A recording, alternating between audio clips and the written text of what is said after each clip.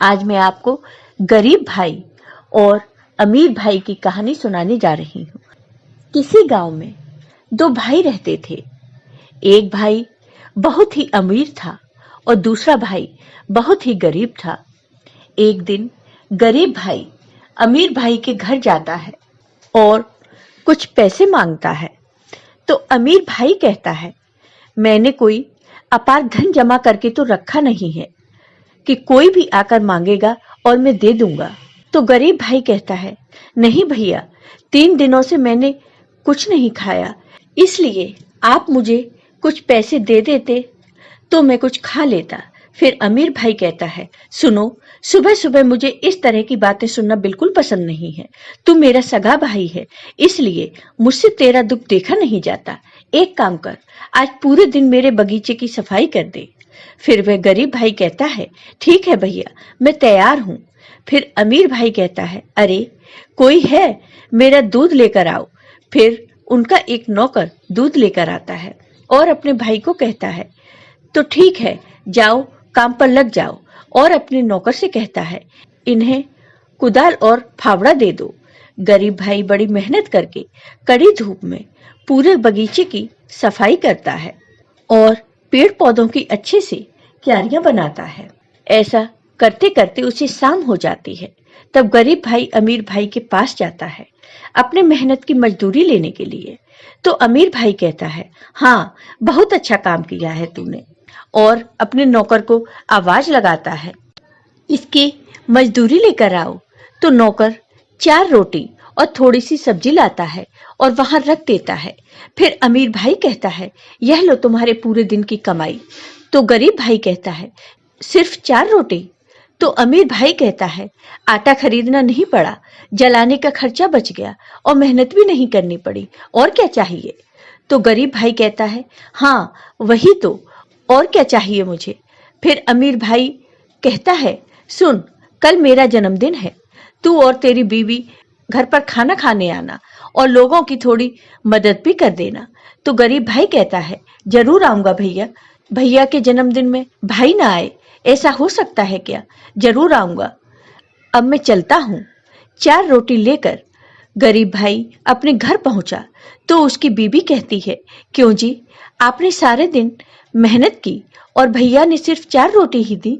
फिर गरीब भाई कहता है, भैया ने परिश्रम की जितनी कमाई समझी उतनी ही दी मुझे। आओ इसे खाकर पानी पी लेते हैं, पेट भर जाएगा। तो उसकी बीबी कहती है, और कल? कल क्या होगा? तो वह कहता है, अरे हाँ, कल तो निमंत्रण है, अच्छा अच्छा खाना मिलेगा, बहुत सारा खाना खाएंगे। फिर उसकी बीवी पूछती है, कल निमंत्रण कहाँ है, यह तो बताइए। तो वह कहता है, कल भैया का जन्मदिन है, उन्होंने खुद हम दोनों को बुलाया है। तो उसकी बीबी कहती है, क्या कह रहे हैं, भैया ने हमें बुलाया है? तो वह कहता है, आखिर मैं उनका छोटा भाई जो हूँ, बस थोड़ा काम में हाथ बटाना होगा, अब मुझे तो थोड़ा काम करना ही होगा। तो उसकी बीवी कहती है, भैया का जन्मदिन है, पर हम खाली हाथ कैसे जाएंगे? तो वह कहता है कि भैया बहुत बड़े आदमी हैं, भैया को देने के लिए तो हमारे पास कुछ नहीं है। तो उसकी बीवी कहती है, फिर भी हमें कुछ तो लेकर जाना ही पड़ेगा। तो वह कहता है, अच्छा, माँ के साथ मेरे और मेरे भैया की एक तस्वीर थी, बक्से में वह रखी है। तो उसकी पत्नी कहती है, हाँ है तो। फिर वह कहता है, उसी तस्वीर को कल कागज में मोड़ कर ले जाऊंगा। फिर उसकी पत्नी बक्से में से वह तस्वीर लाकर उसको दे देती है। अगले दिन वह और उसकी पत्नी अपने भैया के जन्मदिन में जाते हैं। वहां पहुंचते हैं तो उसकी पत्नी कहती है, जाइए जाकर तस्वीर दे दीजिए। अपने भाई के पास पहुंचकर वह कहता है, यह लीजिए भैया, आपका तोहफा, माँ के साथ आपकी और मेरी बचपन की तस्वीर है। तस्वीर लेते हुए उसका अमीर भाई कहता है, ओहो, तू तो इतनी देरी से आया है, जाकर अब मदद कर। फिर अपने नौकर से कहता है, रामू सुन, इनको काम समझा देना। उसके नौकर ने गरीब भाई को झूठे बर्तन उठाने के लिए कहा और उसकी पत्नी को झूठे बर्तन साफ करने के लिए कहा। दोनों ने पूरी पार्टी में जूठे बर्तन उठाए और उसकी पत्नी ने जूठे बर्तन मांजे। सब लोग खाकर चले गए। उसके बाद उन दोनों का खाना खाने का नंबर आया। वह भी बहुत कम, थोड़ा सा चावल मिला और थोड़ी सी सब्जी। इस पर उसके अमीर भाई ने कहा, अब पूछना मत, मेहमान कुछ ज्यादा ही आ गए थे, इसके लिए खाना ही खत्म हो गया। तुम तो घर के ही सदस्य हो ना, इसलिए जो बचा है उसे खाने में कौन सी शर्म है। खाओ, पेट भरकर खाओ। फिर बेचारा कुछ न कहते हुए उसे ही खाकर वह अपनी घर की ओर जाने लगे। तो रास्ते में कहते हैं, चलो अब एक गाना ही गा लेता हूँ। तो उसकी पत्नी कहती है, खाली पेट गाना कैसे गाओगे। तो वह कहता है, आज भाई का जन्मदिन है, मैं गाना नहीं गाऊंगा तो कौन गाएगा। तो उसकी पत्नी कहती है, खाली पेट गाना गाने की मेरी कोई इच्छा नहीं है, आपके भैया का जन्मदिन है, आप ही गाइए। फिर वह गाना गाने लगता है, भैया तेरा जन्मदिन आए हर साल। जैसे ही वह गाना गाता है उसके पीछे पीछे कोई और गाना गाने लगता है, भैया तेरा जन्मदिन आए हर साल। तो वह अपनी पत्नी से पूछता है, अरे यह तुमने गाया क्या। तो उसकी पत्नी कहती है, नहीं मैंने तो नहीं गाया। तो वह कहता है, तो फिर मेरे साथ किसने गाया। उसकी पत्नी थोड़ा आगे चली जाती है और वह वहीं रुक जाता है। तभी उसी के अंदर से एक व्यक्ति निकलता है जो फटा पुराना कपड़ा पहना होता है और बहुत कमजोर अवस्था में होता है। फिर उससे पूछता है, क्या तुमने गाना गाया। तो वह कमजोर व्यक्ति कहता है, हाँ मैंने गाया। फिर वह गरीब भाई पूछता है, पर क्यों, और तुम हमारे साथ क्यों चल रहे हो, बोलो। तो वह कमजोर व्यक्ति कहता है, मैं तुम्हारे साथ क्यों चलूंगा, मैं तो तुम्हारे भीतर ही हूँ। फिर गरीब भाई कहता है, क्या मतलब, कौन हो तुम। तो वह कमजोर व्यक्ति कहता है, अभाव, तुम्हारी भूख, तुम्हारी दरिद्रता, तुम्हारा कष्ट, तुम्हारी भूख। तो तब गरीब भाई कहता है, अरे भाई तुम क्या चाहते हो। तो वह कमजोर व्यक्ति कहता है, कुछ भी नहीं, जैसे मैं तुम्हारे साथ था बस वैसे ही हमेशा तुम्हारे साथ रहना चाहता हूँ। गरीब भाई कहता है, मुझे छोड़कर किसी और के पास चले जाओ। तो वह कमजोर व्यक्ति कहता है, मैं इतनी आसानी से किसी को छोड़कर नहीं जाता। तुम्हारी कष्ट, भूख, कमी, दरिद्रता जिस दिन चली जाएगी, जिस दिन तुम बड़े आदमी बन जाओगे, उस दिन मैं तुम्हें छोड़कर चला जाऊंगा। फिर गरीब भाई कहता है, मैं तो बहुत ज्यादा गरीब हूँ। तो वह कमजोर व्यक्ति कहता है, इसलिए तो मैं तुम्हारे साथ हूँ, इसलिए तुम गरीब हो। फिर वे दोनों घर चले जाते हैं। तो घर में उसकी पत्नी कहती है, कल पूरा दिन हमने कुछ भी नहीं खाया, अब कितना पानी पीकर रहूं, बताइए। तो गरीब भाई कहता है, हाँ हाँ मेरे भी पेट में दर्द है। तो उसकी पत्नी कहती है, जाकर कुछ करिए ना। तो गरीब भाई कहता है, बगल वाली बुआ के यहाँ जाकर थोड़ा आटा और चावल ले आओ। तो उसकी पत्नी कहती है, गई थी बुआ के यहाँ, पर बुआ ने कहा कि वो रोज हमारे इस अभाव का खाने का जुगाड़ नहीं कर पाएंगे। तो वह गरीब भाई सोचने लगता है, अब मैं क्या करूं। तो उसके अंदर जो अभाव रहता है वह उसे सुझाव देता है कि घर के अंदर जो पीतल का गिलास है उसे गिरवी रखकर शायद कुछ ला पाओ। फिर वह गरीब भाई अपनी पत्नी से कहता है, सुनो, घर में एक पीतल का गिलास है, उसे दे दो, गिरवी रखकर शायद कुछ मिल जाए। फिर उसकी पत्नी कहती है, एक एक करके सब चला गया, आखिर में बस एक गिलास ही तो है। पर तभी अंदर से वह अभाव कहता है कि भूख की आग बहुत बड़ी आग है। तो गरीब भाई मन में कहता है, मैं इस आग को और बर्दाश्त नहीं कर पा रहा हूँ। फिर गरीब भाई अपनी पत्नी से कहता है, उस गिलास को दे दो। फिर वह बाजार जाकर उस गिलास को गिरवी रख देता है और उसे 300 रुपए मिल जाते हैं। और वह कहता है, आज कल परसों तक तो चल ही जाएगा। तभी अंदर से वह अभाव उसे सुझाव देता है कि क्यों, सूखी रोटी ही खाओगे क्या, थोड़ा आलू मटर और पनीर ले लो, देखना रोटी के साथ खाने में बड़ा मजा आ जाएगा। गरीब भाई कहता है, गलत नहीं कह रहे हो, वैसे भी मैंने पनीर की सब्जी काफी दिनों से नहीं खाई। तभी उसे सामने पनीर की दुकान दिखाई देती है। तो अबाब अंदर से कहता है, वह देखो पनीर की दुकान, जाओ ले लो पनीर। वह पनीर की दुकान पर पहुंचता है तो पनीर का भाव पूछता है तो दुकानदार कहता है, 60 का पाव है। तो गरीब भाई एक बार कहता है, चलो जाने दो, नहीं लूंगा। तो अंदर से अभाव उसे कहता है, अरे ये क्या कर रहे हो, एक ही दिन तो खाओगे ना, ले लो। फिर वह गरीब भाई मन बना लेता है और कहता है, अच्छा दे दो एक पाव। एक पाव पनीर ले लेता है। तो फिर अभाव अंदर से कहता है, थोड़ा आलू प्याज मटर और सरसों का तेल के बिना सब्जी कैसे बनेगी बताओ। और उसके बाद में आखिर में अगर एक एक रसगुल्ला मिल जाए तो कैसा रहेगा, बताओ। तो गरीब भाई कहता है, अरे बाप रे बाप, फिर अभाव कहता है, अरे बाप रे बाप नहीं, कदम आगे बढ़ाओ, तुम अकेले तो नहीं हो, तुम्हारी बीवी भी है। तुमने कितने दिनों से उसे अच्छा खाना नहीं खिलाया। जरा सोचो, आज जब मौका है तो ले लो रोटी और मटर पनीर की सब्जी और साथ में रसगुल्ला। सब सामान लेकर घर पहुंचा तो उसकी बीवी कहती है, क्या गिलास गिरवी रखकर राजा बन गए? आलू मटर पनीर रसगुल्ला जो मिला सब लेकर आ गए। फिर गरीब भाई कहता है, अरे एक ही दिन तो खाऊंगा ना। तो उसकी बीवी कहती है, तो क्या दूसरे दिन पेट पर कपड़ा लपेट के रहोगे? तो गरीब भाई कहता है, कल का कल देखेंगे, भूख से पेट की आंतें जल रही हैं। फिर सब खाना बन जाता है और वो लोग खाना खाकर सो जाते हैं। दूसरे दिन फिर गरीब भाई अपने अंदर बैठे अभाव से कहता है, अभाव अब आज क्या करेंगे? तो अभाव कहता है, आज जंगल में लकड़ियां काटेंगे। फिर गरीब भाई कहता है, अरे क्या कह रहे हो, मेरे पास तो कुल्हाड़ी भी नहीं है और ना ही आरी है, मैं लकड़ियां कैसे काटूंगा? तब अभाव कहता है, बगल वाले घर से आरी और कुल्हाड़ी मांग लो। तो गरीब भाई कहता है, अरे वह क्यों देंगे हमें?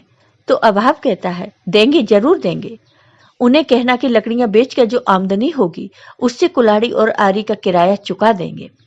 फिर गरीब भाई कहता है, तुम कहते हो तो चलो, मांगता हूं। फिर वह आरी और कुल्हाड़ी लेकर अभाव के साथ जंगल में चला गया। रास्ते में चलते चलते अभाव उससे कहता है, इस जंगल में बड़ा पत्थर कहाँ है, क्या तुम जानते हो?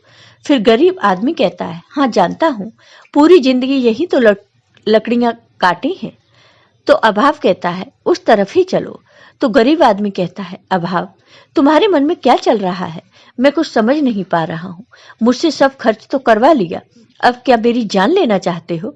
तो अभाव कहता है कि अभाव होने के कारण तो तुम पहले ही मर रहे हो, और कितनी बार मरना चाहते हो? चलो चलो। फिर उस बड़े पत्थर के पास पहुंचने पर अभाव कहता है, इस पत्थर को हटाओ। तो गरीब आदमी कहता है, इतने बड़े पत्थर को मैं अकेले कैसे हटाऊं? फिर अभाव कहता है, सोचो, तुम्हारे घर की छत पर एक छेद है, अत्यधिक बारिश में पानी टपक रहा है, धक्का दो। तुम्हारी पत्नी के पास बस एक ही साड़ी है, वह भी फटी हुई है, तुम्हें बहुत जोरों की भूख लगी हुई है। इस तरह का कर अभाव उसके अंदर हिम्मत बनाता है और वह खूब जोर लगाकर उस पत्थर को हटा देता है। फिर अभाव कहता है, देखो तुमने कर दिखाया। फिर गरीब आदमी कहता है, कैसे किया मैंने? तो अभाव कहता है, तुमने नहीं, तुम्हारे अभाव ने तुम्हारे द्वारा पत्थर हटवा लिया। और पत्थर हटा तो उस जगह में एक सुरंग थी। फिर अभाव बोला, अब देखो अंदर दो घड़े हैं, उसे उठा लो। फिर गरीब आदमी उस सुरंग के अंदर जाता है और अंदर दो घड़े रहते हैं और घड़े का ढक्कन हटता है तो वह कहता है, अरे यह क्या, ये तो सोने की मोहरों से भरा हुआ घड़ा है। फिर बाहर से अभाव कहता है, ले लो, चलो मजे से जीवन बिताते हैं। और वह गरीब आदमी उन दोनों घड़ों को उठाकर सुरंग से बाहर आता है। फिर उस गरीब आदमी के दिमाग में एक ख्याल आता है और अभाव को कहता है, अभाव और क्या है, जरा जाकर अंदर देखो। तो अभाव कहता है, ठीक है, जाकर देखता हूँ। अभाव जैसे ही उस सुरंग के अंदर जाने के लिए झुकता है तो गरीब आदमी उसको पीछे से धक्का दे देता है और वह धड़ाम से अंदर गिर जाता है। और वह गरीब आदमी फिर से उस पत्थर को धक्का देकर सुरंग को बंद कर देता है। फिर अभाव अंदर से कहता है, यह तुम क्या कर रहे हो? तो गरीब आदमी कहता है, तुम यहीं इस सुरंग में दबे पड़े रहो, अगर तुम साथ रहोगे तो ये सारी मोहरें 2 दिन में ही खत्म हो जाएंगी, और ऐसा बिल्कुल नहीं होने दूंगा मैं। फिर कुछ दिनों के बाद वह अपने अमीर भाई के पास जाता है और कहता है, भैया कल मेरा जन्मदिन है, आप आइएगा जरूर। फिर उसका अमीर भाई कहता है, अरे तू अपने जन्मदिन पर मुझे निमंत्रण दे रहा है? फिर वह गरीब भाई कहता है, हाँ, आखिर मेरे अपने कहे जाने वाले आप ही तो हैं। यहाँ गांव के सभी लोग आएंगे, आप भी आना, जरूर आना। बहुत सारी खरीदारी करनी है, चलता हूँ। फिर उसका अमीर भाई सोचने लगता है कि एक दिन जो मेरे यहाँ काम किया था, बस कुछ एक रोटी के लिए, वह आज बहुत खरीदारी करने लग गया है। इस मामले को देखना पड़ेगा। फिर उसका अमीर भाई अगले दिन अपने गरीब भाई के जन्मदिन की पार्टी में पहुंचता है तो वह देखता है कि उसका गरीब भाई सबको बड़े प्यार से खाना खिला रहा था। यह सब उसका अमीर भाई देखकर सोचता है कि अरे, पुलाव, मिठाई, पूरी, अरे यह तो कमाल की बात है। घर को भी 2 दिनों में चमका दिया है। ऐसा लगता है कि यह मुझसे भी ज्यादा बड़ा अमीर बन गया है। लेकिन पता लगाना होगा यह सब कैसे हुआ। तभी गरीब भाई मिल जाता है और वह कहता है, अरे भैया, आप आ गए। आइए, चलिए कमरे में चलिए। पहले मुंह मीठा कीजिए, उसके बाद सबसे मिलवा देता हूँ। ठीक है, चलिए कमरे में। कमरा भी एकदम शानदार था। उसमें सोफा और कलर किया हुआ। तो उसका अमीर भाई पूछता है, अरे तुझे इतने रुपए कहाँ से मिले। तो गरीब भाई कहता है, यह तो बहुत लंबी कहानी है भैया। फिर अमीर भाई कहता है, हम दोनों तो सगे भाई हैं, मुझे नहीं बताएगा तो किसे बताएगा। तो वह कहता है, हाँ वह तो है ही, तो सुनो। फिर वह गरीब भाई अमीर भाई को सारी कहानी बता देता है कि अभाव ने कैसे उसे उस बड़े पत्थर के पास ले गया और वह वहां से 2 घड़े सोने की मोहर लेकर आया और अभाव को उसी सुरंग में बंद करके आ गया। इतना सुनते ही उसका अमीर भाई वहां से उठकर चला गया उस बड़े पत्थर के पास और वह चिल्लाता ही रहा, अरे बड़े भैया, कहाँ जा रहे हो, मिठाई तो खाते जाओ। फिर अमीर भाई रास्ते में गुस्से से कहते जा रहा था कि मुझसे बड़ा आदमी बनेगा, मैं तुझे अमीर नहीं बनने दूंगा। मैं तुझे फिर से गरीब बनाकर छोड़ूंगा। मैं अभाव को फिर से तेरे पीछे लगा दूंगा। और उस बड़े पत्थर के पास जाकर उस पत्थर को हटाने लगता है और खूब ताकत लगाकर कहता है, नहीं, मुझे करना ही होगा, मुझे यह करना ही होगा। और उस पत्थर को हटा देता है और अंदर से अभाव को बाहर निकाल लेता है। अभाव बाहर निकलते ही कहता है, बाप रे, तुमने मुझे बचा लिया। यहां तो मेरा दम ही निकल रहा था। मैं हमेशा तुम्हारा आभारी रहूंगा। फिर अमीर भाई कहता है, जाओ जाओ, फिर से मेरे भाई के पास लौट जाओ। तो अभाव कहता है, हाँ हाँ, जाता हूं। फिर वह अमीर आदमी अपने घर पहुंचकर कहता है, इतनी देर में तो अभाव फिर से उसके घर में पहुंच गया होगा। अभाव का खेल शुरू भी हो गया होगा। इतना कहते ही पीछे मुड़कर देखता है तो अभाव उसके घर के पलंग पर ही लेटा रहता है। तो अमीर आदमी कहता है, क्या हुआ भाई, क्या घर का रास्ता भूल गए हो। चलो, मैं तुम्हें रास्ता दिखाकर आता हूं। तो अभाव कहता है, तुम्हारा भाई तो बहुत बुरा इंसान है, मुझे सुरंग में बंदी बनाकर चला गया था। इसके बाद अब मेरा उसके साथ कोई संबंध नहीं है। तुम अच्छे इंसान हो, दोस्ती करने के लायक हो। मुझे तुमने मुक्त किया है, इसलिए मैंने तय किया है कि बाकी की जिंदगी अब मैं तुम्हारे साथ ही रहूंगा। इतना कहते ही उसके घर के अंदर रखे अनाज के गोदाम में आग लग जाती है और सभी मजदूर भागने लगते हैं और उसकी बर्बादी का समय शुरू हो जाता है। तो दोस्तों, कैसी लगी आपको ये कहानी, कमेंट करके जरूर बताइए। साथ ही मेरे वीडियो को ज्यादा से ज्यादा शेयर करिए। धन्यवाद दोस्तों।